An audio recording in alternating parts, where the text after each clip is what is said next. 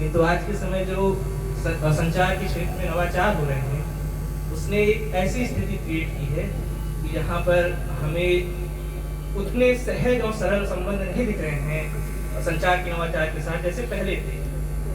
अभी ऊहापोह की स्थिति बनी हुई है कि ये हमारे लिए हेल्पफुल हैं या फिर खतरनाक है।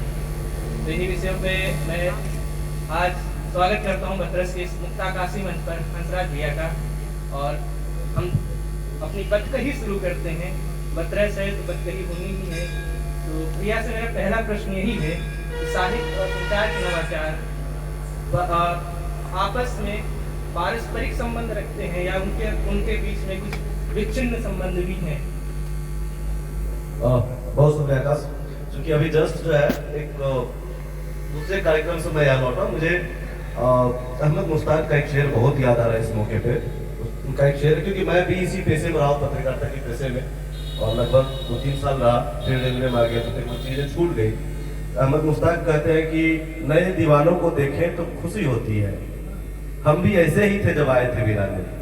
तो शुरुआत में अब जो दूसरा विषय पे मैं आता हूँ, साहित्य और संचार के नवाचार में जो आपसी संबंध और पारस्परिक के विच्छेद, इस पे और देखिए संवाद में जो नवाचार जिस तरह से आ रहा, और ये हम सभी सहमत होंगे भी इन चीजों से कि जो इलेक्ट्रॉनिक्स मीडिया है या अखबार के माध्यम या अब सोशल मीडिया, जिस तरह से अब कम्युनिकेशन और इंफॉर्मेशन दोनों चीजों का विस्तार तो हुआ है, लेकिन अब उसको अगर हम साहित्य के परिप्रेक्ष्य में देखेंगे तो मेरा ऐसा मानना है व्यक्तिगत, जितना मेरी समझ है, कि वो नहीं कह सकते कि अगर 1 करोड़ अखबार बिक रहे तो 1 करोड़ हिंदी पढ़ने वाले होंगे। तो मैं संचार के माध्यम जरूर पढ़े, संचार के माध्यम। अब हमारे पास बहुत सारे टूल्स हैं, बहुत सारे वेबसाइट्स हैं, पहले किताबों के मार्फत हम पढ़ते थे, लेकिन अगर आप देखेंगे तो उन दिनों में जो मुक्त काव्य था, लोग एक कवि की पहचान किसी 10 इलाके में ऐसे होती थी, लोग को उनकी कविता उनकी शेर याद रहते थे। यही पास हजरत मोहानी है, लोग को याद है उनका शेर अभी भी, लेकिन वो कोई सोशल मीडिया है इस पर नहीं है। क्यों? क्योंकि उनको सुनने, उनको पढ़ने और उनमें जिज्ञासा रखने वाले लोग ज्यादा थे। जैसे हम लोग की कल साहित्यिक यात्रा पे गए, तो अब हमें उनमें जिज्ञासा थी, यहाँ तक कि जब जहाँ हम गए स्थानीय लोगों ने ये कहा कि भाई इस तरह के कार्यक्रम बहुत सालों बाद यहाँ हुआ उस यात्रा में। तो संचार के जो नए टूल्स आए हैं बाजार में, मैं ऐसा मानता हूँ उससे साहित्य, विशेषकर हिंदी साहित्य अगर बात करें, उसका बहुत भला नहीं हुआ। जैसे भैया ने कहा है कि बतरस तो अपने में एक थर्ड स्पेस क्रिएट ही कर रहा है, जहाँ पर लोग अपने किसी पेशे से अलग हटके या कुछ जो उनकी प्राथमिकताएं हैं उनसे अलग हटके एक थर्ड स्पेस में जा रहे हैं। लेकिन आज के समय अगर हम ज़्यादातर लोगों को देखें तो थर्ड स्पेस से हटकर वर्चुअल स्पेस में जा रहे हैं। तो इस वर्चुअल स्पेस में मेरा आपसे ये प्रश्न है कि इस डिजिटल युग में साहित्य को, ये जो डिजिटल युग है, उसके पाठक और लेखक के आपसी संबंधों को कैसे यह युग जो है, या कहें जो डिजिटल एरा है, इसमें वो कैसे आपस में एक दूसरे को बने हुए हैं, या जो पहले उनके बीच में संबंध था वे अभी आज के समय में कैसे हैं? अच्छा, ये सवाल तो ऐसा है, इस पे हम लोग एक सुबह अनौपचारिक बतरस होती है, और हमारे इस कार्यक्रम में बहुत ही प्रखर संपादक और किशन कालजई सर भी आए हुए हैं, उनका आप कल वक्तव्य भी सुनेंगे। उनसे इसी विषय पे सुबह बात हो रही थी, क्योंकि वो खुद 2 महत्वपूर्ण पत्रिकाओं के संपादक हैं, और कम से कम तमाम, मैं मानता हूँ जो 10, 12, 15 महत्वपूर्ण पत्रिकाएं देश में निकलती हैं, उनके संपादकों से जुड़े हुए हैं या उनकी गतिविधियों से जुड़े हुए हैं। हम लोग आज यही बात भी कर रहे थे कि डिजिटल माध्यम आने के बाद कोई चीज आप तक पहुंचना आसान हो गया। कि अभी मैं जैसे तारा इकबाल मैम के बारे में बात करूं तो मैं खुद गूगल से खोजा बहुत सारी चीजें। अब मुझे कल या परसों 2 दिन पहले पता चला कि मुझे बोलना है, अब इस जगह पे मैं ना अमेजन कर सकता हूँ, ना फ्लिपकार्ट से कोई किताब मंगा सकता हूँ। तो मेरे पास एक टूल वही है कि मैं फेसबुक से खोल लूंगा, कुछ यूट्यूब से खोल लूंगा, कुछ पुराने अनुभव के आधार पर मैं 4-6 से बोलूंगा। अब इससे चीजों को आसान तो किया है, मतलब पहुंचाया है, लेकिन जो उसके स्पेस में, उसके स्टेबिलिटी जो है किसी कंटेंट का आपके मस्तिष्क में होने का, दिमाग में होने का, उसमें ह्रास हुआ है। उसको ऐसे भी कि जैसे अब सुबह की बातचीत से मैं निकालूंगा कि पहले अभी भी आप जब देखेंगे कि आपको कोई एक कहानी किसी पत्रिका में छपी हो आज से 20 साल पहले, आप तुरंत रेफरेंस में कर देते हैं, अरे यार ये ना सरस्वती पत्रिका में छपी है, या सरस्वती पत्रिका का कोई अंक मिल जाए तो लोग उसको याद करते हैं ये इस तरह का था, या कोई पहल में कोई कहानी छपी हो, किसी की कहानी हंस में छपी हो, तो इस तरह के जो है या सब लोग में, तो इस तरह की पत्रिकाओं की जो गरिमा थी, मैं एक पत्रिका एक टूल है, माध्यम है जिसमें मैं इस पर बात करना चाह रहा हूँ, तो उसकी जो प्रामाणिकता और उसका जो आपके जहन में रहने का, टिके रहने का स्थायित्व, वो उसका सोशल मीडिया या इस तरह के जो डिजिटल टूल्स हैं उसके आने के बाद उसमें पहुंच बढ़ी है। हो सकता है कि पहले कहानी 100 लोगों तक पहुंचती हो और अब 1 लाख लोगों तक पहुंच रही हो।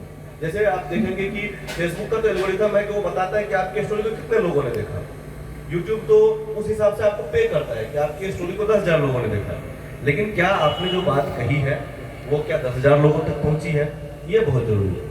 पहले लोग कहते थे कि भाई कवि सम्मेलन में अगर 10 लोग सुनने वाले आए तो भाई कविता पढ़ना सार्थक हो जाता था, क्योंकि वो 10 लोग में एक बड़ी चेन बनती थी और वो 2,000-4,000 लोग तक पहुंच जाती थी बातें। वो बिना टूल के वो लोग जनकवि होते थे, लोकप्रिय कवि होते थे, लोकप्रिय। अब गालिब के जमाने में तो नहीं था, लेकिन गालिब की हर जगह ट्रक बस सब जगह है, या निराला जी की पंक्तियां। अब आज उसमें एक इजाफा जरूर हुआ है कि जो नए हम जैसे लोग हैं उनको वही टूल मिला, उनको वेबसाइट मिली, उनको चीजें मिली, लेकिन ये मैं मानता हूं कि सोशल मीडिया ने उसको विस्तार दिया है, लेकिन जो अस्थायित्व वाली चीज है आज भी प्रिंट फॉर्म और जो उसके प्राइमरी टूल्स हैं किसी भी चीज, किताब के, पत्रिका के, वही है अभी भी मैं मानता हूँ। तो आज के समय पे जैसे आपको बता भी रहे हैं कि साहित्य का क्षेत्र व्यापक हुआ है और शीघ्र अतिशीघ्र वो लोगों तक पहुंच पा रही है, अपनी पहुंच को तीव्र कर पा रही हैं, और साथ ही साथ लोगों का ये भी मानना है कि जितनी जल्दी साहित्य पहुंच रहा है, पहले साहित्यकारों के पास अपने साहित्य के जो पाठक हैं उनके मन में वो पढ़ने के बाद क्या भाव आ रहे हैं वह पहुंचने में बहुत समय लगता था, या कभी कभी तो पहुंच ही नहीं पाते थे। लेकिन आज के समय सोशल मीडिया पर कोई कुछ लिख रहा है, फेसबुक हो गया या कहीं अन्य माध्यमों पर, तो पाठक जो है उनका वह उन्हें बता पा रहा है कि कैसा साहित्य है ये, आप मुझे पढ़ के कैसा लगा। तो लोग कहते हैं कि विद्वानों का यही मानना है कि ये आलोचक जो एक घेरा बना के रखे थे उसको ब्रेक किया गया है, और ये जो लोकतांत्रिक चेतना है इसके तहत सोशल मीडिया या अन्य जो संचार की नवाचार है, तो एक और डिबेट शुरू होती है कि जो बिकने वाला साहित्य है वह आ रहा है और टिकने वाला साहित्य आज के समय कम होता जा रहा है, यानी जो मानवीय और जीवन मूल्य हैं साहित्य के भीतर से वो गिरते चले जा रहे हैं, और उनकी जगह पर ऐसे साहित्य लिखे जा रहे हैं जो ज़्यादा बिके, जिससे लेखक को, हालांकि हिंदी में एक समस्या रही है कि लेखक को सदैव वो लिख भी अच्छा रहा है तब भी उसके पास धन नहीं पहुंच पाता है, और वह एक निरीह जीवन जिसको कहें वो जीता रहता है। लेकिन आज के समय, और एक क्लासिक एग्जाम्पल लिया जाता है कि आज के समय जो विनोद कुमार शुक्ल हैं उनकी एक पुस्तक है नौकर की कमीज, वह दीवार में एक खिड़की रहती है, उससे बेहतर पुस्तक है, लेकिन वह कम बिक रही है और दीवार में एक खिड़की ज़्यादा बिक रही है। तो मैं चाहूँगा कि आप इस प्रश्न को बताएं कि संचार के नवाचार ने साहित्य के भीतर मानवीय और जो जीवन मूल्य हैं उनमें ह्रास किया है, या फिर आप इसके कॉन्ट्रास्ट में कुछ कहना है? नहीं, पहले तो मैं उस जो विवाद है, जो भी विनोद कुमार शुक्ल और 30 लाख और ये जो भी है वो, और अगर आप इस तरह से देखेंगे किसी रचनाकार की कोई चीज ऐसी होती है जो शायद इतनी उस स्तर की ना हो जैसे उनकी दूसरी रचना है, लेकिन लोकप्रिय हो जाती है। जैसे मैं धर्मवीर भारती की सूरज के 7वां घोड़ा मेरी बहुत प्रिय किताब है, लेकिन उनकी जब देखेंगे तो आप गुनाहों की देवता उनकी बिकती है, लोग कहीं जिक्र करेंगे तो लोग कहेंगे गुनाहों की देवता बहुत क्लासिक किताब है। लेकिन मैं निजी तौर पर मेरा व्यक्तिगत अनुभव है कि मैं सूरज का 7वां घोड़ा को बहुत रेट करता हूँ कि भाई ये बहुत क्लासिक किताब है, 70-80 पन्ने की किताब है, लेकिन बहुत दिनों तक आपको ट्रांस में लेकर रखता है। दूसरी बात जो हम लोग आ रहे थे कि सोशल मीडिया ने एक्सेस को बहुत आसान किया है, इसमें कोई दो राय नहीं कि आप आज कोई कविता, कोई बात, कोई चीज लिख रहे हैं और लिखने के कुछ मिनट के भीतर आपको पाठक मिल जा रहा है। फिर वहां कंट्रास्ट क्या आता है कि जो आपको लाइक कर रहे हैं आपके लिखे हुए को, क्या वो आपके पाठक ही है? क्या वो सिर्फ आपकी रचनाओं से जुड़े हैं? क्या सिर्फ रचनाओं की वजह से वो आपकी जगह पे वॉल पे आए हैं? ऐसा नहीं है। अगर ऐसा होता तो आपको मैं आंकड़ा बताऊं कि एक बहुत लोकप्रिय लेखक है, लोकप्रिय इन सेंस कि फेसबुक पे लोकप्रिय है, लेकिन उनकी किताब 500 से ज्यादा नहीं बिकी है, 3 साल हो गए। इस पिछले पुस्तक मेला में उनकी 65 किताब बिकी, लेकिन वो अगर कोई कविता लिख दे तो वहां पे 2000 आदमी आते हैं, कह रहे क्या बात कर दी, क्या कमाल कर दी, वाह, इससे अद्भुत तो कुछ, इससे बढ़िया तो मैंने सुना ही नहीं। अब आप दूसरे उसमें आइए जो आप कह रहे थे कि लोकप्रियता, और ये हर दौर में रहा है। आप देखेंगे कि हम जहाँ मेरी जितनी जानकारी है कि इंडिया में अगर किसी लेखक की पहले 1,00,000 कॉपी किताब की बिकती तो गुलशन नंदा थे, जिसे कि बहुत नहीं शामिल किया गया हिंदी साहित्य में, या उस तरह के जो पल्प साहित्य जिसको आप कहते हैं कि वेद प्रकाश शर्मा आते थे, उनकी किताब तो बहुत बिकती थी, बहुत कॉपियाँ बिकती थी। लेकिन आज भी हम एग्जाम्पल जब देते हैं तो गोदान का ही देते हैं, प्रेमचंद को याद करते हैं। आज भी हमारे पास उदाहरण में हजारी प्रसाद द्विवेदी ही है, आज भी हम आलोचना की बात करते रामविलास शर्मा ही है। बहुत नीचे आते हैं तो हम नामवर सिंह तक आते हैं। क्यों नहीं मतलब उस तरह की चीजें हो। एक कंट्रास्ट था मेरा कि वो पहुंचना बहुत आसान है। उसका देखिए दूसरा नुकसान क्या है कि ये एक भाग दौड़ की तरह रहा है कि सोशल मीडिया पर मैंने कुछ, आप यकीन करें कि वो प्रोफेसर्स या वो विचारक जिनकी किताब में कोई अशुद्धियां नहीं होती, जब वो फेसबुक पे लिखते हैं तो आपको यकीन नहीं, आप मतलब आपको हैरानी होगी कि आप क्या लिख रहे हैं। 10 लाइन में 10 अशुद्धियां होती है, लेकिन वो टेक्स्ट बुक में ठीक है क्योंकि उनको प्रूफ रीडर भी मिल रहा है, वो खुद उसको समय दे रहे हैं, 3 बार 4 बार रिफ्रेम कर रहे हैं। लेकिन फेसबुक पे उनको आया, एक विचार आया, गाड़ी में चलते चलते बैठ दिया, मौसम बहुत सुहाना है, पकौड़ा खा रहा हूँ। आप ये भूल जा रहे हैं कि जो आपको पढ़ने वाले लोग हैं, जैसे मेरे प्रोफेसर अब्दुल बिस्मिल्लाह है या चंदेव यादव है, अब मैं उनके पोस्ट का इंतजार करता हूँ, वो कुछ लिखे और वो लिखते हैं तो 10 दिन में 15 दिन में अगर कोई एक बात लिखते हैं तो वो मैं कॉपी करके रख लेता हूँ। अब अभी आप देखेंगे कि वो ह्रास हो रहा है, चाहे शिक्षकों की बात हो, चाहे विचारक की बात हो, चाहे पत्रकारों की बात हो। कितने पत्रकार हैं जो शुद्ध से हिंदी 25 लाइन लिख दे, हिंदी के पत्रकार आप देखिए, क्योंकि उन्हें अपनी जिम्मेदारी का आभास ही नहीं, उन्हें यही नहीं पता कि मैं जो लिख रहा हूँ इसको पढ़ के कोई भाषा सीख रहा हूँ, मैं जो लिख रहा हूँ या मेरे जो छप रही है चीजें। आप अगर अखबार का स्तरीय देखेंगे इस वजह से, एनबीटी एक अखबार है। अब पहले कि हमारे मतलब मैं जब पढ़ रहा था तो यही कहता था अखबार पढ़ो, अखबार पढ़ने तुम्हारी भाषा समृद्ध होगी, तुम जानोगे। उसमें साहित्य की पेज आता था, बहुत सारी कहानियां आती थी, छोटी कहानियां, बड़ी कहानियां। अब उसमें मैं नहीं जानता कि आई डोंट नो लिख रहा है अखबार में, उस वो धुआं को स्मॉग लिख रहा है। तो क्या आप चाहते हैं कि उससे क्या बच्चा क्या हिंदी सीख जाएगा? आप सिर्फ नए पीढ़ी पे या हमसे जो बाद आए पीढ़ी है उस पर आप दोष दें कि भाई वो भाषा नहीं सीख रहे, लेकिन आप उनको दे क्या रहे? आप कितना बाल साहित्य छाप रहे हैं? कहाँ है चंपा कलंदर जैसी पत्रिका? कहीं नहीं है। जो आप उसको देंगे, आप एनबीटी उसको देंगे तो वही भाषा सीखेगा। आप उसको दीजिए तो ये मेरा मानना है कि वो मुझे तो ऐसा लगता है कि इन तमाम मीडिया का फायदा हुआ है। कल मृत्युंजय श्रीवास्तव सर अगर आया तो सोचे कल हम लोग की बातचीत बहुत लंबी हो रही थी कि जो मीडिया घराने हैं या प्रकाशक है जो किताब छापते हैं या सोशल मीडिया के जो ऑनर है, चाहे वो ट्विटर पे हो, फेसबुक पे, इन चीजों से सिर्फ उनका भला होता है। भाषा का विश्व के किसी भी देश में किसी भी भाषा का, जर्मन हो, जापानीज हो, चाइनीज हो, हिंदुस्तानी हो, किसी भाषा का बहुत फायदा प्लेटफॉर्म का होता है। एक प्रश्न जैसे आप कह रहे थे, तो एक अभी जो साहित्य का नोबेल पुरस्कार मिला है लास्लो क्रास्नाहोर्कै को, वो कहते हैं कि आज के समय में जो हमारे पाठक हैं, मेरा पाठक जो है उसके पास समय बहुत कम है। हमारे अभी सर भी बोल रहे थे सूर्य नारायण जी कि आज के समय हमारा जो एक महत्वपूर्ण जीवन मूल्य बन गया है वो है गत्यात्मकता। हमारे जीवन में जितनी गति होगी उतना ही ठीक है और उसको ही ज़्यादा तवज्जो दिया जाता है। तो आज वो भी लिखते हैं कि मैं एक ही वाक्य में सारा उपन्यास इस वजह से लिख जाता हूँ क्योंकि मेरे पाठक के पास वैसा समय नहीं है। तो आप सोशल मीडिया पे भी देखें, लोग रील और उसके स्क्रॉल करने में ज़्यादा व्यस्त रहते हैं। तो इस समय में ऐसे जो संचार के जो नवाचार है, ये है एक तरफ गंभीर अध्येता और साहित्यकार भी हैं जो लिख रहे हैं लेकिन जो नवोदित है, जैसी पीढ़ी बन रही है, जो लोग अभी अभी बस जेन जी जिनको कहते हैं वो आ रहे हैं, तो उनके लिए हम कैसी भाषा क्रिएट कर रहे हैं नवाचार में, जो साहित्य आज के समय लिखा जा रहा है सोशल मीडिया इत्यादि इत्यादि पे, वो भाषा जो है कैसी भाषा उन्हें दे रहे हैं या वो कैसी भाषा ले रहे हैं।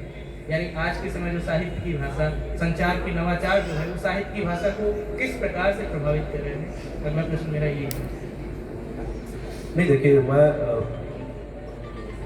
व्यक्तिगत अनुभव पे भी अगर बताऊँ, 10 साल में मैं 3 फेज अगर बना दूँ, जब मैं छात्र था, पत्रकारिता पढ़ रहा था, जब मैं पत्रकारिता कर रहा था, और जब मैं अब एक रेलवे की किसी नौकरी में किसी जगह पे काम कर रहा था। जब मैं छात्र था तो मैं उन लोगों को पढ़ रहा था जिनको पढ़ के मैं समृद्ध हुआ, चाहे वो हमारे प्रोफेसर थे, चाहे मैं किसी जैसे पी साईनाथ जैसे जर्नलिस्ट, उनका आर्टिकल हम लोग पढ़ते थे, योगेंद्र यादव जो जर्नलिज्म में हम लोग को पढ़ाया जाते थे, तो उन लोग को पढ़ रहे थे, उन लोग को पढ़ के समृद्ध हो रहे थे। फिर जब पत्रकारिता में आया तो समय कम हो गया, तो जो आसपास दिख रहा है, जहाँ से जो मिल गया वो ले लिया, जो अखबार पढ़ ली, किसी से कोई बात कर लिया, कहीं कोई क्लिप आ गया यूट्यूब पे देख लिया। और अब रील्स जो आप कह रहे हैं ना कि 30 सेकंड में पूरी कहानी, और इसकी तो इतनी, अभी चाइना में एक फिल्म बनाई है 3 मिनट में। सोचिए जो फिल्म 3-3.5 घंटा में हम बना रहे थे, वो फिल्म 3 मिनट में दिखा रहा है, और लोग कह रहे हैं कि मुझे उतना ही इंटरटेनमेंट मिल रहा है।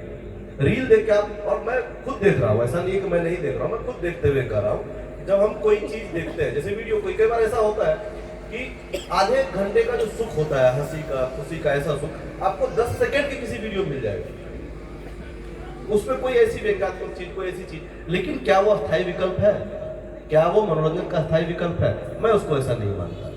मनोरंजन के अगर वो अस्थायी विकल्प होते, हो सकता है कि आने वाले साल में हो जाए। कल तो यहाँ तक हम लोग बात कर रहे थे, हो सकता है कि 25, 50, 100 साल बाद हिंदी ही ना रहे, भाषा के तौर पे बोली हो जाए, उसकी जगह इंग्लिश आ जाए, जैसे और भाषाएं बोली हो गई। मैं जिस क्षेत्र से आता हूँ, मैं मिथिला क्षेत्र से आता हूँ, मैथिली बोली जाती थी हमारे यहाँ, लेकिन मैं ही खुद अब नहीं बात कर रहा हूँ उस भाषा में। यही जहाँ हम लोग हैं, मैं बहुत खुश हुआ कि बहुत सारे लोग जो यहाँ पे हैं वो अपनी भाषा में बात कर रहे हैं। कल भी हम लोग गए वहाँ, तो बैथर में भी लोग अपनी भाषा में बात कर रहे थे। तो लेकिन इसकी कंटिन्यूटी कितनी रहेगी, कितनी पीढ़ियां तक ये चलेगी, उसी में भाषा का विकास संभव दिखता है, जहाँ तक मैं देख रहा हूँ।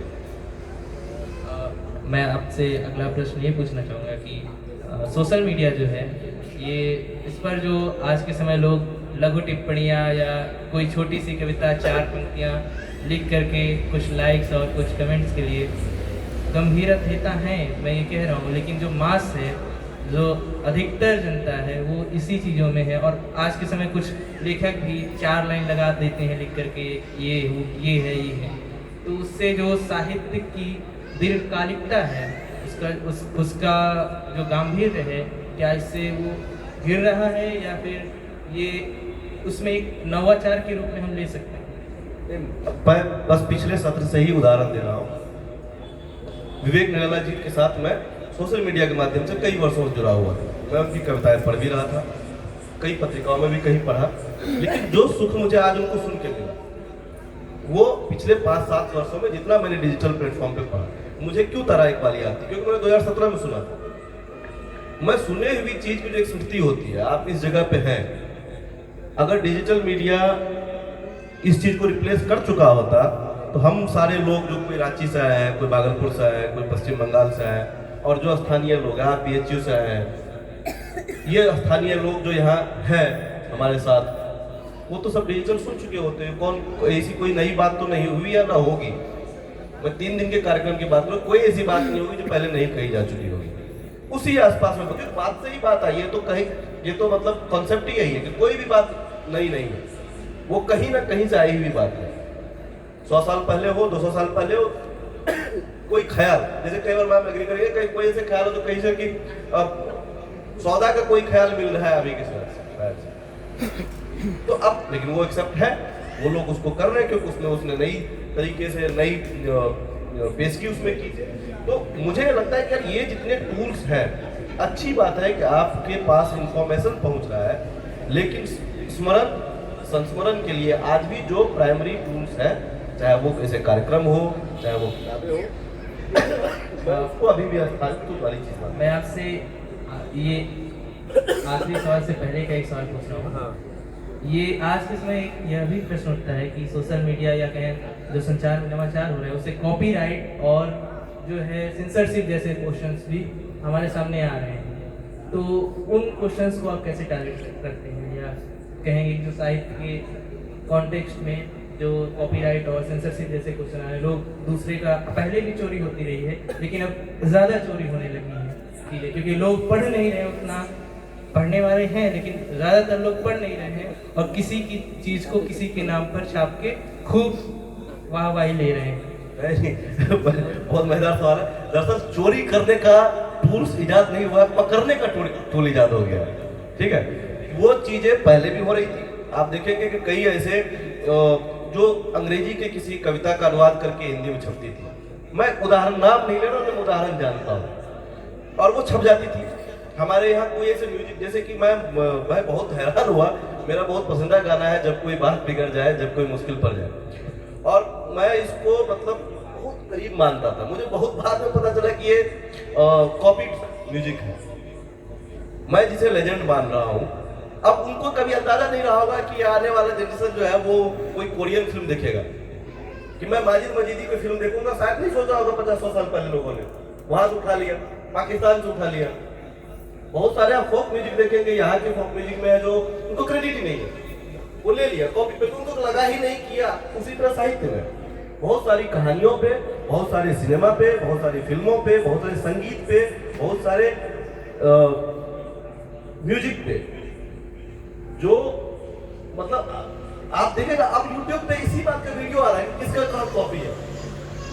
60 में पहले किसी ने कॉपी किया, 70 में किसी ने किया, 80 में किसी ने किया, और अलग अलग कोई जापानी म्यूजिक कॉपी कर रहा है। तो हम इनको टैकल कैसे कर सकते हैं? क्या हमारे पास आज के समय कुछ टूल्स हैं? टैकल करने का एक ही तरीका है, जैसे एआई को हम टैकल नहीं कर रहे हैं, क्या कर रहे हैं भाई, एआई एथिक्स लाना पड़ेगा। मतलब कि आप तकनीक में मानवता खोज रहे हैं और इंसान में नहीं खोज रहे हैं। भाई तकनीक पे आप चाह रहे हैं कि एआई तो डेंजरस है, एआई एथिक्स आ जाएगा तो अच्छा होगा। अभी पूरी दुनिया में सबसे ज्यादा इन्वेस्टमेंट अगर एआई के विषय पे हो रहा है, एआई एथिक्स पे हो रहा है। बिलियंस डॉलर्स खर्च हो रहा है कि एआई एथिक्स से काम करे, कि मतलब एआई चोरी ना बताए। किसान ना बैठे हुए, कल आज हम लोग सुबह जो अनौपचारिक पत्रस है उसमें बात कर रहे थे, चैट जीपीटी पे वो संपादक है सब लोग पत्रिका के, और प्रकाश सर है वो उप संपादक या सहायक संपादक, जो भी संयुक्त संपादक है, लेकिन चैट जीपीटी के अनुसार वो संपादक नहीं है, संपादक प्रकाश देवकुली सर है। क्यों? क्योंकि चैट जीपीटी को जो इन्फॉर्मेशन मिला वहीं से मिला। और मैं इसलिए उदाहरण दूंगा कि आज ही का उदाहरण, आज हम लोग बात कर रहे हैं इस बात पे, तो आप वहां चाह रहे कि वो एथिक्स से काम करे, वो सर्च करे कि नहीं भाई ये संपादक नहीं है, संपादक ये है, ये सहायक संपादक सह संपादक है। और हम अपनी बात नहीं कर रहे, हम ह्यूमन की बात नहीं कर रहे। हमको जो मनोगा फेसबुक पे लिख देंगे, अरे आप जो लिखेंगे वही तो डेटा उठाएगा। आप जब अपनी चीजों में सावधानी नहीं बरतेंगे तो आप टेक्नोलॉजी से कैसे उम्मीद कर सकते हैं कि वो कॉपी ना करे, वो आपको मिसलीड ना करे, वो आपको सही इंफॉर्मेशन दे। तो मुझे लगता है कि एआई एथिक्स के साथ ह्यूमन एथिक्स की बहुत जरूरत है, और वही इन चीजों पे रोक लगा सकती है। अदरवाइज इसको कहीं कोई नहीं रोक सकता। मैं यहाँ से 4 बात सुनूंगा। मैं कल में एक बात सुना, मुझे बहुत अच्छी लगी। वहाँ पे रमेश सिंह जी ने कहा था कि पहले जो है अखबार छपती थी फिर बिकती थी, अब अखबार पहले बिकती है फिर छपती है। ठीक है, अब इस बात को मैं कहीं और जाके कोट कर दूं और मेरे नाम से बैलेंस छप जाए कि हंसराज ने ऐसा कहा। अब उन्होंने जो कहा था रिकॉर्डेड ना हो, उन्होंने जो कहा, क्योंकि वो उन्होंने बहुत मतलब पारिवारिक लोगों के बीच में बात कही, अब वो कहीं रिकॉर्डेड नहीं है। मैं कहूंगा वो कहीं खबर में बन जाएगी, मैंने एक बड़ी क्लिपिंग लगा ली, घर पे दीवार पर टांग दिया कि भाई मैंने ये बात कही, तो रमेश जी तो पीछे हो गए। तो ये तो आपकी अपनी मानवता है ना, और बिना मानवता की आप न लेखक हो सकते हैं, न शिक्षक हो सकते हैं, न पत्रकार हो सकते हैं। आप समाज में रहने, टिकने और बने रहने, प्रासंगिक रहने के लिए आपकी अपनी जो एथिक्स है, आपका अपना जो मानवीय पक्ष है, वो बहुत जरूरी है। अंतिम सवाल है कि हमने बात कर लिया कि साहित्य पर नवाचार जो हो रहे हैं संचार के, उनका क्या प्रभाव रहा है? अब संचार के जो नवाचार हैं इनका मानव जीवन पे भी सकारात्मक प्रभाव तो है, उसके साथ साथ नकारात्मक प्रभाव भी है। साइबर बुलिंग बढ़ रही है, मास का जो इंटेलेक्ट है उसको कैसे कर्टेल किया जा रहा है आज के द्वारा, कुछ संस्थाओं के द्वारा। जो पोस्ट कैपिटलिज्म इरा है आज के समय और नियो इम्पीरियलिज्म की बात की जाती है, तो उसको कैसे आप देख रहे हैं कि जो साइबर बुलिंग है, हैरेसमेंट है बढ़ रही है, ट्रोलिंग बढ़ रही है और मिस इन्फॉर्मेशन के आधार पर और जो एक मास का जो इंटेलेक्ट है उसको कर्टेल किया जा रहा है, तो उस समय पे साहित्य जो है इन चीज़ों के खिलाफ कैसे स्टैंड ले रहा है? जो एक संसार रचने की बात की जाती है, साहित्य एक प्रति संसार रचता है, तो वहाँ पे क्या साहित्य इन चीज़ों के खिलाफ कोई स्टैंड ले रहा है आज के समय या नहीं ले रहा है? और दूसरी बात ये कि साहित्य और संचार के नवाचार जो हो रहे हैं इनके भविष्य को आप कैसे देखते हैं? ये अच्छा सवाल है। हालांकि मैं इतना अपने आप को नहीं योग्य मानता कि मैं इस सवाल का, क्योंकि मैं पहली बात तो मैं कोई लेखक हूँ, लेकिन एक लेखक की जो जिम्मेदारी होती है उसमें ये होना चाहिए कि वो ग्लोबल वार्मिंग पे भी लिखे, वो तकनीक में जो नई चीजें हो रही हैं। जैसे आप देखेंगे कि अभी भी अगर आप AI पे कोई शोध करना चाहें, मैं बार बार इसलिए AI पे आ रहा हूँ क्योंकि ये अभी सबसे लेटेस्ट ऐसा टूल है कि लोग को लगता है कि मेरे हाथ में जिन्न आ गया है, कि अलादीन का चिराग है कि मैं रगड़ूंगा और कोई इन्फॉर्मेशन दे देगा। हर लोग यूज कर रहा है, मतलब मैं भी यूज कर रहा हूँ, मेरे से छोटा अभी ओजस है वो भी यूज कर रहा है, मेरे से बड़े हैं वो भी यूज कर रहे हैं, हर जनरेशन यूज कर रहा है। अब वो अलादीन नहीं है, पहली बात तो ये है कि वो अलादीन नहीं है। दूसरा कि उसके कॉन्टेक्स्ट में आप अगर देखेंगे कि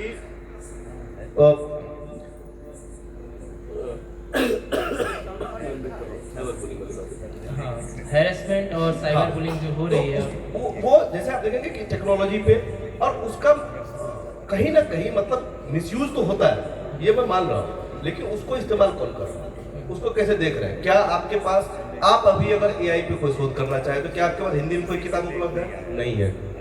आप कोई यही की है जो कल ही हम लोग बात कर रहे थे, यहीं के जो लोग हुए हैं उस पर क्या कितनी किताबें हैं? नहीं है, तकनीक पे नहीं है। वो अभी भी मेरा साहित्य, हमारा साहित्य जो लिख रहे हैं, चाहे कविता लिखे, कहानी लिखे, आलोचना लिखे या लेख लिखे, वो आज भी उन्हीं विषयों के इर्द गिर्द है। आप उसमें कोई विषय का नवाचार नहीं ला रहे, जो तकनीक दुनिया भर में हो रहा है। आप अगर ढंग से आप इस देश में अगर किसी नए विषय पे रिसर्च करना चाहे तो आपके पास हिंदी में किताबें उपलब्ध नहीं है। क्यों? क्योंकि उस पर बहुत सारे लोग जो है लिख नहीं रहे, उनको पता है कि शायद लिखूंगा तो बहुत बिकेगी नहीं, उससे चाहे कौन फिक्शन लिख ले, उससे अच्छी बात है कि कोई फिक्शन उपन्यास लिख ले, कोई कविता लिख ले, उसकी पहुंच जल्दी है, तकनीक पे कोई छूता नहीं है। कोई साइंस संबंधित कोई आप लाइब्रेरी चले जाइए, आज भी आपको क्या किताब कहाँ मिलेगी? ऑक्सफोर्ड की किताब मिलेगी। एक किताब आपको 12,000, 14,000, 15,000 की किताब पड़ेगी। अब क्या, पहले तो आपको खरीदना है, फिर इसको डिकोड करना है, फिर समझना है। तो भैया तो लेखक की जिम्मेदारी है ना कि वो हिंदी में भी लिखे इस बात को। आपके क्लास 6, 7, 8, 10 के बच्चे तब पढ़ेंगे ना जब आप उसको लिखेंगे। ये कोई बात तो नहीं है ना कि वो लिखे, वो उनकी स्वतंत्रता है लेखक की। लेखक अपने मन से जो लिखना चाह रहे हैं और जिस भाषा में लिखना चाह रहे हैं। पहली बात तो यह है कि जो आप सुख के लिए लिख रहे हैं वो लेखक के लिए, आप सुख के लिए नहीं लिख रहे। आप क्यों लिख रहे? आप क्या करें कि साहित्य समाज का दर्पण होता है। ये मैं इतने साल से सुन रहा हूँ, मेरे क्लास 2 के टीचर भी बोलते थे और ग्रेजुएशन के टीचर भी बोल रहे हैं कि साहित्य समाज का दर्पण होता है। अरे दर्पण, आप क्या दर्पण तैयार कर रहे हैं? आप ग्लास को फाइबर से रिप्लेस कर रहे हैं। तो साहित्य समाज का दर्पण तो तब होगा ना जब एक लेखक अपनी साहित्यिक जिम्मेदारी, सामाजिक जिम्मेदारी को समझेगा।